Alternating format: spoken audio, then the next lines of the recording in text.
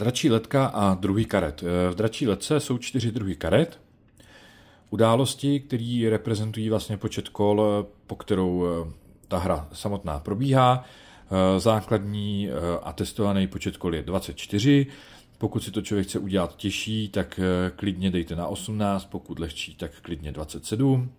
Do začátku doporučuji ten balíček poskládat co nejvíc, jako kdyby tam nacpat karet polojasno, dobré počasí, který nedělá jako kdyby modifikátor toho kola, a až se ta hra trochu zažije, tak tady ty dobrý počasí a polojasna vyházet a dát tam karty, které dávají modifikátory nebo tu hru nějakým způsobem dokáží víc ozvláštnit.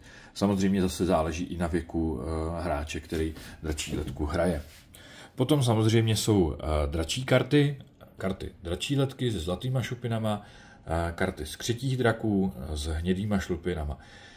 Skřetí draci jsou draci, s kterými se dračí letka nelítá, jsou prostě jenom pro skřety a jsou to takový NPCčka, takový nehrající draci, který prostě používáme jenom k baronovi Pupkovi.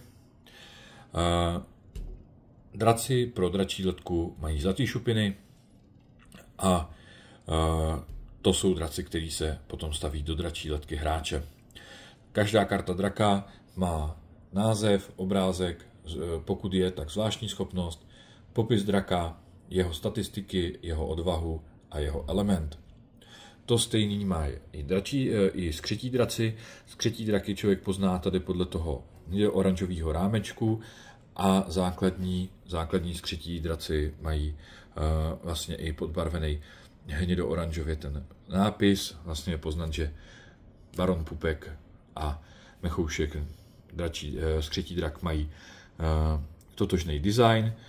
Pak je tam karta barona Pupka, která nám ukazuje nějaké rozmístění letky skřetích draků a vlastně je to diagram zásahu podle toho, jak se hodí kostkou, tak který drak je zasažený, a zvýrazněná barva drak číslo 5 je vůdce baronovy letky, ale k tomu se dostaneme později.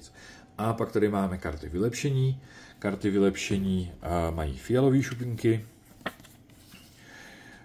Karty vylepšení mají samozřejmě obrázek vylepšení, druh vylepšení, název, nějaký popis a stručně, co nám vlastně karta nebo k danému drakovi přidává.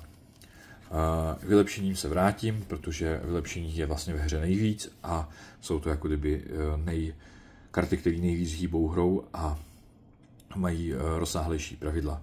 Takže 4 druhy karet, události, které udávají počet kol, draci dračí letky pro hráče, skřetí draci do letky barona Pupka a vylepšení, kterými si pak draky vylepšuju, abych mohl lépe dohnat barona Pupka a odehnat jeho draky pryč.